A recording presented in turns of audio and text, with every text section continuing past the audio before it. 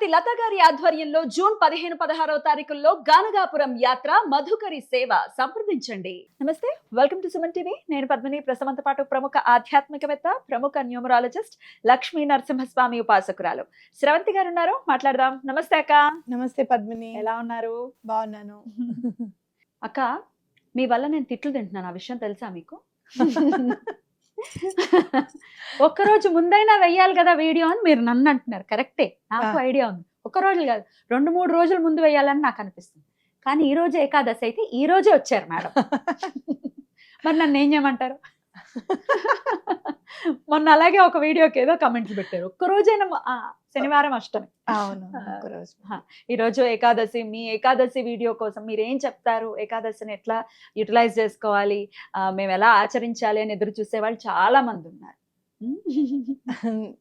First sorry, అయ్యో late గా నిజంగానే. ఎందుకంటే ఏకాదశి నాడు అంటే నేను చేసినా చేయకపోయినా, నేను పాటించినా పాటించకపోయినా, వీడియో చేసినప్పుడు ఒక విజువలైజేషన్ వస్తుంది పద్మిని. ఇలా చేయాలి, ఇలా ఉండాలి, ఇలా దీపాలు పెట్టాలి, అక్కడ స్వామిని దీపం పెట్టి 11 దీపాల అలంకరణ.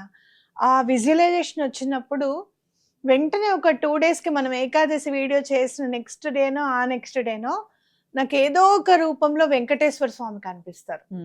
అంటే ఇప్పుడు జ్యువెలరీ రూపంలో, ఇప్పుడు స్వామికి ఇన్స్టాల్ చేస్తున్నారు 2-3 grams లో ఉంగరం చేస్తున్నామనో, లేదు అంటే కనుక స్వామివారి సప్త శనివార వ్రతం గురించో ఏదో ఒక రకంగా నాకు స్వామి ఖచ్చితంగా కనిపిస్తారు అని చెప్పుకోవచ్చు. అంటే పూజ నేను మా కాల్పనిక పూజ అని చెప్పాను చూసావా, వాక్ పూజ చేస్తాను.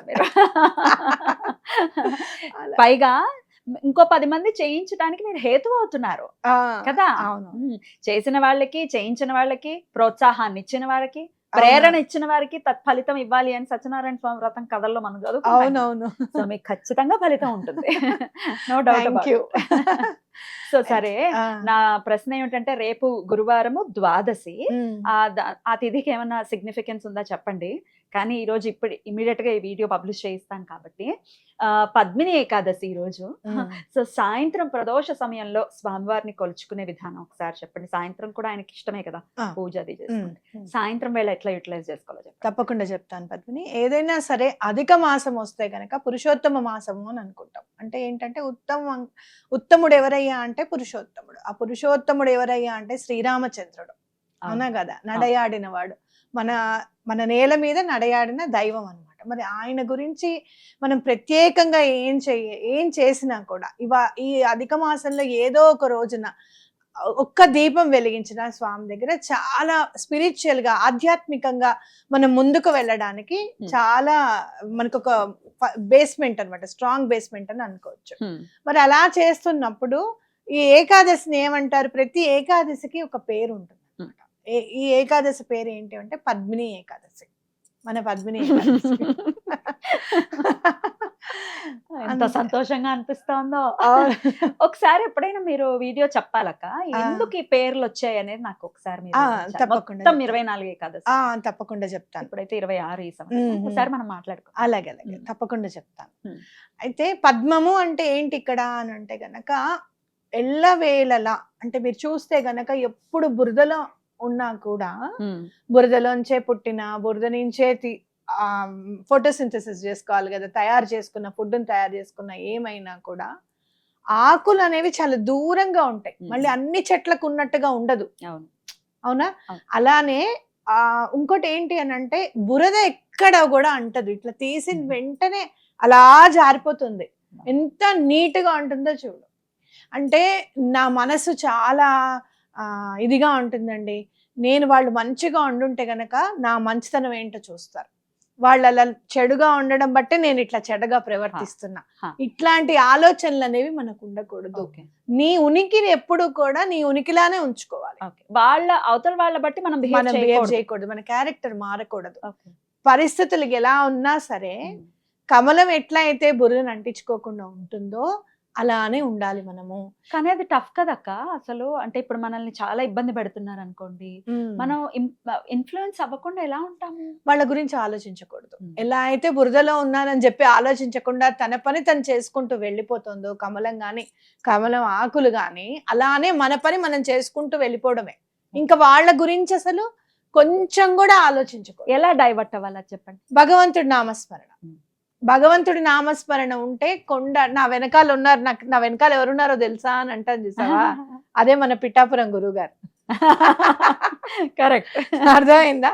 అది గనక మన మైండ్ లో ఉంటే ఏమున్నా సరే, వాళ్ళు ఏమన్నా ఇబ్బంది పెట్టినా, ఏం చేసినా, వాళ్ళు గౌరవించినా, వాళ్ళు ధిక్కరించినా, లేకపోతే వాళ్ళు తృణీకరించినా, నీకే సమర్పిస్తున్నాను స్వామి, నాదేమీ లేదు, సర్వం నీ చరణాలకే సమర్పిస్తున్నాను అని అన్నప్పుడు ఆ మైండ్ లో నుంచి అంతా వెళ్ళిపోతుంది అనమాట.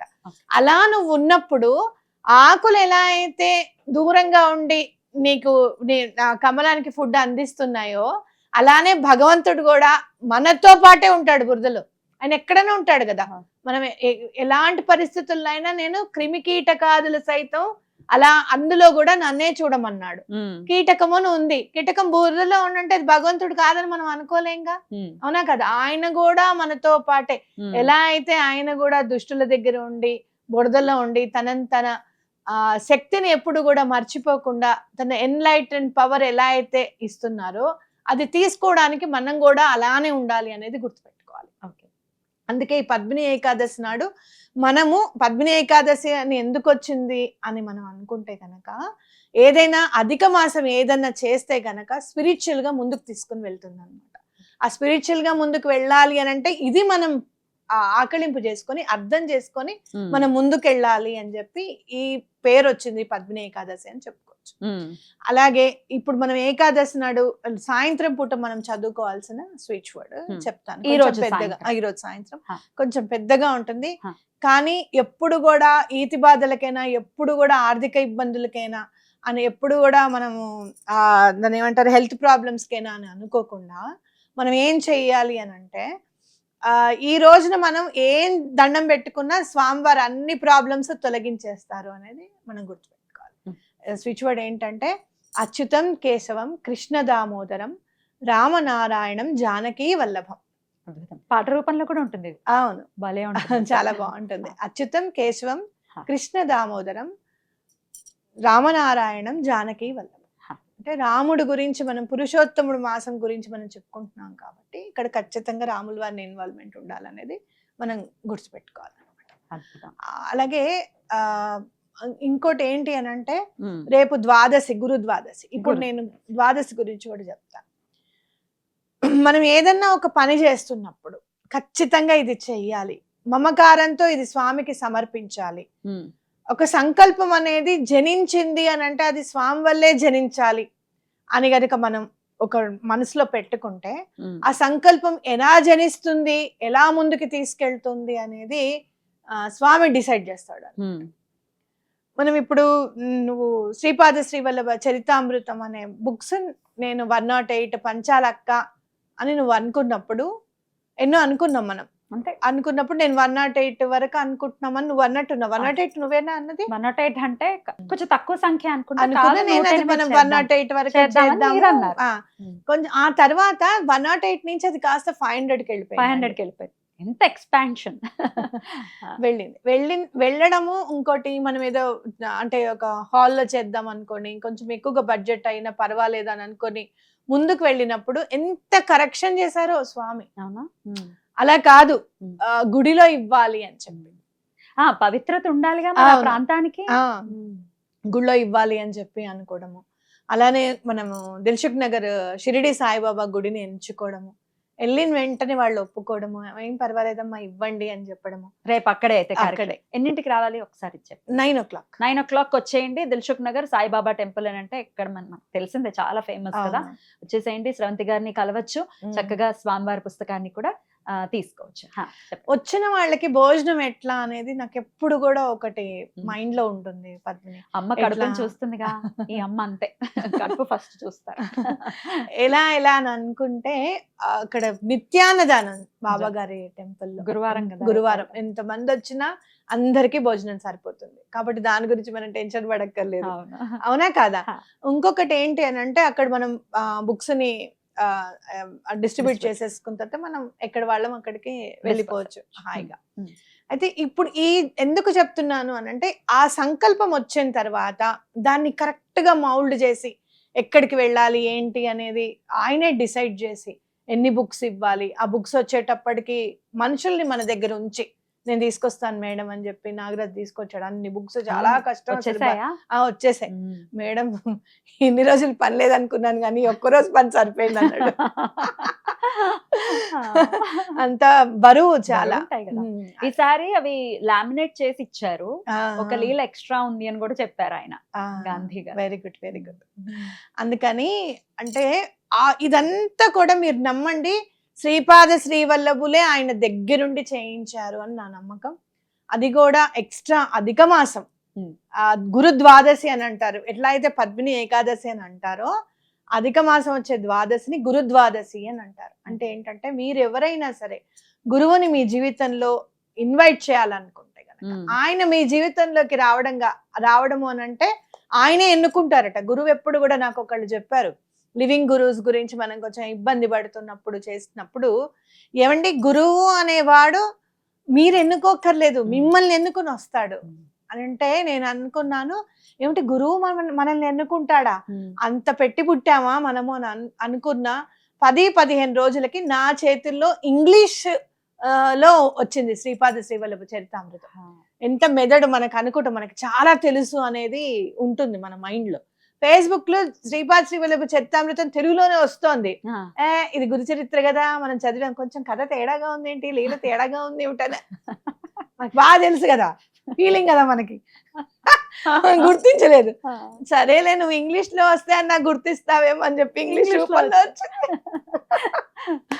అప్పుడు స్వామిను ఆయన ఒకరేనా అని అనుకుంటే, లక్ష్మీనరసింహ స్వామి నేనే అని చెప్పి నన్ను హక్కున చేర్చుకోవడం. నిజంగా 2020 నుంచి ఈ రోజు వరకు కూడా ఎక్కడా ఆగలేదు నా పని. ఫాస్ట్ గా ఏ అవసరం వస్తే ఆ అవసరానికి నాకు వర్క్ రావడము, ఆ వర్క్ చేసుకుంటూ వెళ్ళడం. ఆయన వెనకాల ఇలా కూర్చుని లేకపోతే ఈ రోజు మీ ముందు ఇలా కూర్చునేదాన్ని కాదు. అవునా కాదా? అందుకని ఎప్పుడైనా సరే భగవంతుడిని మీరు గురువు కావాలి అనుకుంటే శ్రీపాద శ్రీవల్లభుల మించిన వాళ్ళు ఇంకోళ్ళు లేరు. ఎప్పుడైనా అమ్మ కొట్టినట్టు ఎప్పుడైనా పర్సపోజ్ తప్పు చేసినా ఓ మొట్టికాయ మొట్టి అది కరెక్ట్ కాదు, నడు ఇలారా ఇటు జరుగు అని చెప్పి తీసుకొని వస్తారు. నన్ను నమ్మండి, గురుద్వాదశి నాడు తప్పకుండా శ్రీపాద శ్రీవల్లభులకి తప్పకుండా పూజ చేసుకోండి. దీపం పెట్టాలి అని అన్నారు ఇందాక, నాతో అన్నారు కదా, ఏ దీపం పెట్టాలి? సాయంత్రం వేళల్లో అయితే ఎప్పుడు పెట్టుకోవచ్చు? గురుద్వాదశి నాడు సాయంత్రం మీరు ఏం చేస్తారంటే 16 కళలతో, ఈసారి ఎప్పుడన్నా నేను ఆ ఒత్తులు అవి తయారు చేసుకుని వచ్చి మీకు చూపిస్తాను.